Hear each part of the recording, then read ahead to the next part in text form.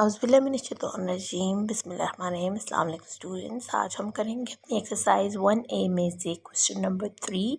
और question number 3 में हमें करनी है प्राइम फैक्टराइजेशन, जो कि बहुत इजी है। हम जो आपको रेडिकल्स नज़र आ रहे हैं उसमें एक स्क्वायर रूट के 2 क्वेश्चंस हैं और 2 क्वेश्चंस जो हैं वो क्यूब्स के हैं। आज मैं आपको समझाऊंगी कि जो रेडिकल्स का साइन होता है उसकी प्राइम फैक्टराइजेशन कैसे की जाती है, उसको एलसीएम में किस तरह लाकर उस नंबर को और स्क्वायर रूट को कट आउट किया जाता है उसके प्राइम फैक्टर्स से। और प्राइम फैक्टर्स का मैंने आपको जैसे बताया है कि इसमें जितने भी ये चारों क्वेश्चंस हैं इनमें सब में आपने एलसीएम निकालना है इनका सबसे पहले, और उसके बाद प्राइम फैक्टर्स जितने आपको मिलेंगे उनकी ग्रुपिंग करनी है, पेयरिंग करनी है। तो हम स्टार्ट करते हैं अपना पहला क्वेश्चन, जो कि है हमारा पार्ट ए, और उसमें हमारे पास एक अमाउंट है 1764 और रेडिकल का साइन आप ऊपर स्क्वायर रूट का देख रहे हैं कि स्क्वायर रूट के अंडर ये जो हमारे पास नंबर लिखा हुआ है इसको हमने करना है सबसे पहले। इसका मैं आपको बता दूं कि ये जो रेडिकल है ये इक्वल होता है 1/2 के, और आपने इसको कैसे शो करना है ये भी मैं आपको समझा देती हूँ। जैसे आपके पास रेडिकल में ये अमाउंट लिखी हुई है 1764, तो आप इसको एज एक्सपोनेंशियल किस तरह शो करेंगे, आप इसको ब्रैकेट में लिखेंगे और जब ये ब्रैकेट खुलती है तो यही वाला नंबर जो है वो 1/2 के साथ कट आउट होता, तो ये हमारे जो स्क्वायर रूट है उसको हम काट देंगे। हम सॉल्यूशन इसका स्टार्ट करते हैं जो कि बहुत इजी है। आपको पता है कि आप शुरू से मेरी वीडियोस देखते आ रहे हैं। अब मैंने ये एक नया तरीका यूज़ किया ताकि आपको अच्छे से वीडियो समझ आए। तो हम स्टार्ट करेंगे अपनी एलसीएम से, और अपने प्राइम फैक्टर्स मैंने आपको बताया है 2, 3, 5 एंड 7 है हमारे पास प्राइम फैक्टर्स, जो कि हमारे अप टू 10 जितने प्राइम फैक्टर्स बनते हैं उनको हम पहले से जहन में अपने रख लेंगे। पहले मैं आपको लिख कर दिखाती थी, अब आप अपने जहन में रखेंगे कि 2, 3, 5 एंड 7 जो है उसको हमने देखना है। अब हमने लास्ट डिजिट को देखना है कि क्या ये हमारे पहले प्राइम फैक्टर जो 2 है उसके साथ कट आउट होता है। जी, ये 2 के टेबल में 4 आता है, तो हम इसका मेथड मैंने आपको बताया हुआ, हम इजीली इसको कर लेंगे। हम 2 8 16, 117 से 6 पे गया तो वो 16 बन गया, 2 8 से 16 एंड 2 2 4। तो ये बहुत आसान है हमारे लिए करना। फिर अगेन हम देखते हैं लास्ट डिजिट जो है हमारे पास वो 2 है, तो 2 2 के टेबल से कट जाता है इजीली, तो हम इसको करेंगे 2 4 8, 2 4 8 एंड 2 1 2। अब हम फिर देखते हैं कि इसमें दो हमने जो किए हैं पहले स्टेप्स वो 2 के टेबल से किए हैं। हमारा प्राइम फैक्टर हमने 2 को यूज़ किया है क्योंकि उसके एंड में जो नंबर आ रहा था वो इवन नंबर था। अब हमने देखना है कि हमारा जो ये प्राइम फैक्टर है, अब मज़ीद हम 2 से आगे कर सकते हैं इसको या नहीं कर सकते, इसको लेकर मज़ीद आगे चल सकते हैं या नहीं।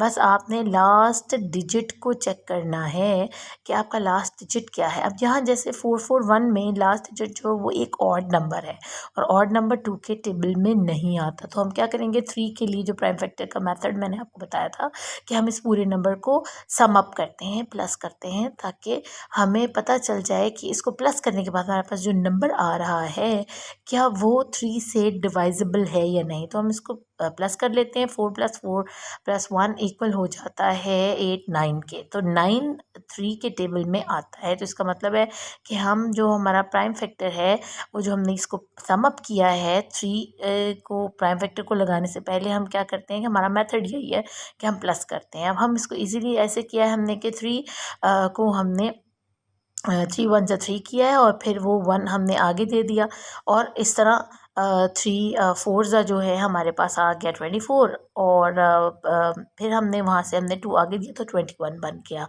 तो हमारे पास इजीली इसको हमने कर लिया। अब अगेन हम 147 को प्लस कर रहे हैं ताकि हमें पता चले कि मज़ीद हम 3 के प्राइम फैक्टर से इसको लेकर चलते हैं कि नहीं, क्यों कि ये बहुत ज़रूरी है। और आप देख रहे हैं कि ये बहुत इजीली 12 आ रहा है, तो इसका मतलब है हम आराम से इसको कर सकते हैं। हम 3 4 ज़ा करेंगे इसको 12 एंड 2 उधर दे दिया तो 27 हो गया, और 3 9 ज़ा 27। अब फिर अगेन हम देखते हैं कि हमारे पास 49 आ गया है। अब आप यूँ करें कि आपके पास जो 3 का फैक्टर है, अब इसको प्लस करने पर भी हमारे पास वो नंबर नहीं आता, क्योंकि 9 + 4 करें तो 13 आता है। तो 13 हमारे पास 3 की टेबल में बिल्कुल डिवाइजेबल नहीं है। तो हम क्या करेंगे, 5 को हम यूज़ नहीं कर सकते, क्योंकि 9 की जगह अगर 0 या 5 होता तो फिर हम 5 लगाते, इसलिए हम 7 को यूज़ कर रहे हैं, जो हमारा last up to 10 prime factor है। और 7 7 ज़ा 49, 7 1 ज़ा 7। तो इस तरह हमारे पास जो main up to 10 prime factors हैं एक्सेप्ट 5 हमारे पास तकरीबन आ चुके हैं, और उनकी पेयरिंग आ चुकी है हमारे पास। देखें, 2 के 2 हैं, 3 के 2 हैं, और 7 के भी 2 हैं। अब हम इसको लिख लेंगे ताकि हम इसको कट कर सकें अपने स्क्वायर रूट के क्वेश्चन के साथ।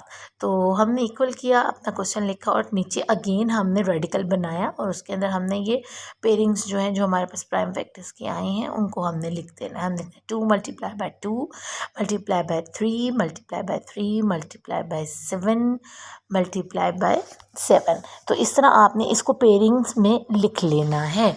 अब यहाँ पर हमने करना क्या है कि इसको इंडेक्स नोटेशन के अंदर चेंज करना है, क्योंकि बेस हमारे पास देखें सेम है, 2 2 की बेस है, तो हम उसके ऊपर इंडेक्स जो आएगा वो 1 1 आ जाएगा।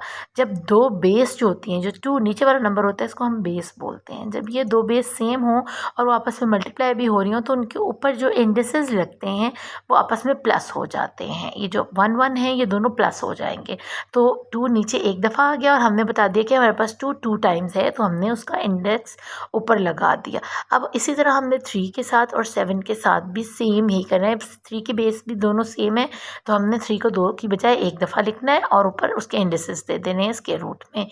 इसी तरह 7, और ये हमने रेडिकल का साइन यहाँ पर ऐड कर देना, ताकि ये रेडिकल साइन जो है स्क्वायर रूट का, ये कट आउट हो जाएगा हमारे इन इंडेक्सेस के साथ, और हमारे पास रिमेनिंग रह जाएगा 2 3 एंड 7, जो कि हमें चाहिए प्राइम फैक्टराइजेशन बताने के लिए। अब हम इनको अलग अलग भी इस तरह लिखेंगे, क्योंकि हमारे पास बेस इनकी सेम है, तो आप इनको मल्टीप्लाई भी हो रहे हैं या, तो आप इनको अलग अलग से लिख लें, ताकि आपको इनको स्क्वायर रूट में काटने में परेशानी ना हो। जैसे मैंने आपको बताया था कि स्क्वायर रूट का जो होता है वो इक्वल होता है हमारे 1/2 के। मैं आपको करके दिखाती हूँ ताकि आप क्लियर हो जाए आपके ऊपर। जब हमारे पास ये एक बेस पड़ी हुई है 2/2, 2 की पावर 2, तो हमारे पास ब्रैकेट में बाहर है 1/2। जब वो ब्रैकेट खुलेगी तो 2 2 से कट आउट हो जाएगा, उसकी पावर जो है वो उस 1/2 से कट आउट होगी, और हमारे पास रिमेनिंग रह जाएगा 2 या 1। तो 2 1 ज़ा 2 होता है, तो इसी तरह 3 1 ज़ा 3 एंड 7 1 ज़ा 7 होगा। तो हमें 1 लिखने की ज़रूरत नहीं है, हमें जस्ट हमने 2 3 एंड 7 लिखना है, क्योंकि जो पावर है हमारी वो 1/2 से कट चुकी है, और ये 1/2 जो है वो रेडिकल है। अब जो हमारे पास ये नंबर रिमेनिंग बचे हैं 2 3 एंड 7 प्राइम फैक्टर्स, इनको हमने आपस में मल्टीप्लाई करना है, और हमारे पास आंसर आ जाएगा 42। अब उन्होंने जो हमसे क्वेश्चन किया था कि हमें बताएं स्क्वायर रूट 1764 का क्या होता है, तो वो होता है 42। तो इस तरह ये आपको बताने का मकसद ये था कि आपने जहाँ भी ये प्राइम फैक्टराइजेशन करनी है स्क्वायर रूट की, उसमें आपने ये ख्याल रखना है कि आपने इन 3 स्टेप्स को ज़रूर लेकर आना है विद रेडिकल। और जब आपने स्क्वायर रूट को काटना है, उसके बाद सिंपली आपने प्राइम फैक्टर्स को आपस में मल्टीप्लाई करके आंसर दे देना है उस प्राइम फैक्टराइजेशन का।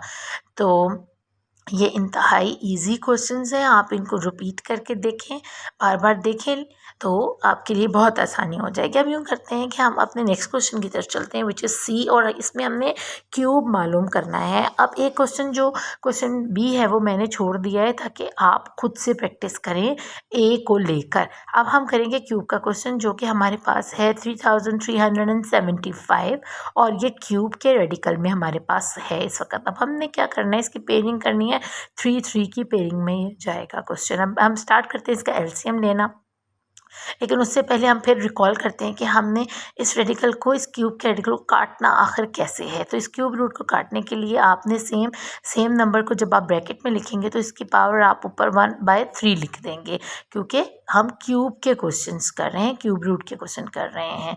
तो जैसे ही ये खुलेगी ब्रैकेट, तो हमारा जो नंबर है वो अकेला हमारे पास रह जाएगा, और 3 3 की पावर के साथ कट जाएगा। जैसे हमारे लास्ट क्वेश्चन में हुआ है। तो हम इसको सॉल्व करना स्टार्ट करते हैं। हम सबसे पहले एलसीएम ले लेते हैं 3375 का, और हम इसको चेक करेंगे कि हमारा लास्ट जो डिजिट है क्या वो हमारे पहले प्राइम नंबर यानी 2 से कट होता है या नहीं होता। तो 5 जो है 2 के टेबल में नहीं आता, तो अब हम क्या करेंगे, हम इसको सम अप करेंगे 3 के मेथड से। अगर हम 3 से जब भी मल्टीप्लाई करते हैं, प्राइम फैक्टर 3 का यूज़ करते हैं, तो उसका तरीका ये है कि हम इस पूरे नंबर को प्लस कर लेते हैं। यानी हम लिखेंगे 3 + 3 + 7 + 5, तो हमारे पास आ जाएगा तकरीबन 3 हो गया 6, और 7 साथ आया तो 6 और 7 और 5 टोटल हो गए हमारे पास तकरीबन 18। तो जी ये 18 हमारे 3 के टेबल में डिवाइजेबल है, 3 के टेबल में आता है। तो हम इसको 3 के प्राइम फैक्टर से काटना शुरू करेंगे। अब हम 3 का टेबल पढ़ते हैं। अगर आप देखें कि अगर आपको इस तरह सम अप करते हुए कुछ बच्चे हैं वो प्रॉब्लमेटिक होता है उनके लिए। जैसे अब हमने किया कि 3 1 3, 3 1 3, 3 2 6 एंड 1 इधर कैरी किया तो 3 5 15। तो अगर वो ऐसा नहीं करना चाहते तो आप इस पूरे नंबर को डिवाइड करेंगे विद द प्राइम फैक्टर 3। यानी आप इस तरह रख कर करने 3 1 3, 3 को ड्रैग करके नीचे लाएं, अगेन 3 1 3, फिर 7 ड्रैग करके नीचे लाएं, 3 2 6, और 7 में से जब हमने 6 को माइनस किया तो हमारे पास आ गया रिमेनिंग 1, 5 को ड्रैग किया और बना दिया 15, तो हमारे पास आ गया 3 5 15। तो आप इसको इस तरह भी कर सकते हैं, लेकिन ये काफ़ी लेंथी है, तो मेरे ख्याल से आपको सम अप कर लेना चाहिए ताकि आप जल्दी से एलसीएम को कर सकें। लेकिन ये दोनों तरीके ठीक हैं। मेरे ख्याल से तो प्लस का मेथड ज़्यादा बेटर है। इसके अलावा फिर हम देखेंगे लास्ट डिजिट अपना ये 5 है, और हम अभी 3 से कर रहे हैं, इसलिए हम इसको अगेन प्लस करके चेक कर लेते हैं एक दफ़ा कि आया ये 3 के टेबल से डिवाइजेबल है या नहीं है। तो हम इसको प्लस करेंगे 1 + 1 2 2 4 4 एंड 5 9। तो जी ये 9 आता है इसका आंसर। तो ये 3 के टेबल से बहुत आराम से कट आउट हो सकता है। ऐसे ही हमने प्लस किया जैसे हमने ऊपर वाला नंबर पहले प्लस किया था, आपने सेम वही तरीका करना है बजाय इसके कि आप डिवाइड करें। तो हम इसको ऐसे कर लेते हैं 3 3 9 आ जाए, 3 7 हमारे पास आ जाता है 21, एंड फिर आगे 1 दे दे तो 15, तो 3 5 15। तो हमारे पास फिर आ गया 3 7 5। इसको हम प्लस करते हैं, 3 और 7 हो गया 10 एंड + 5 15। तो ये भी अभी भी हम स्टिल 3 के टेबल से इसको लेकर चलेंगे, क्योंकि ये अभी हमारा जो नंबर है प्लस होने के बाद 15 आ रहा है। तो हम 3 1 3, 3 2 6 एंड 3 5 15। अगेन हम इसको प्लस करते हैं 15 12 एंड 5 तो 17 बनता है। अब यहाँ पर हमारा प्राइम फैक्टर चेंज होगा और हम 3 से आगे जाएंगे। हमारा अगला प्राइम फैक्टर है 5, और इसके लिए हम लास्ट डिजिट को देखते हैं, वो भी 5 है। और हमारा 5 से जो करने का मेथड यही है कि एंड पर 5 या 0 होना चाहिए अगर आपने 5 से डिवाइड करना है। तो हम इजीली हम इसको 5 से कर लेते हैं। 5 2 10, 5 5 25। अब 5 5 से 25 अगेन, और 5 1 5। तो इस तरह हमने इस नंबर का एलसीएम ले लिया। ये बहुत इजी है, आप इसकी प्रैक्टिस अच्छे से करें ताकि आप इसको अच्छे से कर सकें। अब मैं आपको बताऊंगी कि अब हमने इसके क्यूब रूट कैसे करना है। आपने अगेन क्यूब रूट का क्वेश्चन लिखकर वापस, और फिर आपने उसी क्यूब में जितने आपके पास प्राइम फैक्टर्स आ गए हैं 3 × 3 × 3 × 5 × 5 एंड × 5, क्योंकि 3 टाइम्स हमारे पास 5 है तो हम उसको वैसे ही राइट डाउन करेंगे। अब आपके पास देखें यहाँ पर ग्रुप्स, आपने इसके 3 ग्रुप्स हैं 3 5 3 5 एंड 3 5। तो हम इसको इंडेक्स नोटेशन में ले आते हैं। आपके पास 3 कितने हैं 3, और 5 कितने हैं 5। तो इसके हमने जैसे ग्रुपिंग कर ली तो हमने इसको इंडेक्स नोटेशन की फॉर्म में लिख दिया। अब इस इंडेक्स नोटेशन को आप अगेन अलग अलग करके लिखेंगे, क्योंकि हमारे पास बेसिस सेम है और ये मल्टीप्लाई भी हो रहे हैं। तो हम इनको 3 को अलग और 5 को अलग से क्यूब रूट के अंदर लिखेंगे, ताकि हम क्यूब रूट को पावर के साथ कट आउट करके नीचे जो नंबर्स हैं हमारे प्राइम फैक्टर्स उनको अलग कर लें। तो क्यूब रूट जो है वो हमारे 3 की पावर 3 से कट आउट होगा। वो मैंने आपको बताया था कि इस जो क्यूब रूट है उसका मीनिंग ही यही है कि जो ब्रैकेट खुलती है तो 1/3 अगर 3 है तो 1/3, 4 है तो 1/4, जितनी आपकी पावर है आप बाहर उतना ही लिखेंगे। तो जैसे ही वो ब्रैकेट खुलेगी 3 3 से कट आउट हो जाएगा, 2 2 से कट आउट हो जाएगा, 4 4 से कट आउट हो जाएगा और हमारे पास बच जाएगा जो वो प्राइम फैक्टर, चाहे वो 3 हो, 2 हो, 5 हो, जो भी हो। तो अब हम यहाँ लिख लेंगे 3 और इसी तरह हम सेम तरीके से 5 को भी कट आउट कर दिया हमने, हमारे पास रह गया 5 ओनली। तो हम 3 multiply by 5 is equal to 15। अब हमारा क्या ये क्वेश्चन ठीक हुआ है या नहीं हुआ, इसको करने के लिए हम देखेंगे कि इस 15 को अगर हम 3 टाइम्स, क्योंकि ये क्यूब रूट का क्वेश्चन है, तो क्यूब रूट में हमने इसको 3 टाइम 15 को आपस में मल्टीप्लाई करके चेक कर लेना है कि क्या हमारे पास जो क्यूब में क्वेश्चन है क्या ये इसका आंसर वही आता है। तो जी, जब आप 15 को 3 टाइम्स मल्टीप्लाई करेंगे तो आपके पास आंसर 3375 आएगा। ये एक और टिप थी जो मुझे आपको बताना बहुत ज़रूरी थी, क्योंकि आप क्यूब रूट में भी और स्क्वायर रूट में भी आंसर्स को इस तरह चेक कर सकते हैं। यानी 42 को भी अगर आप 2 टाइम्स करते हैं तो आपके पास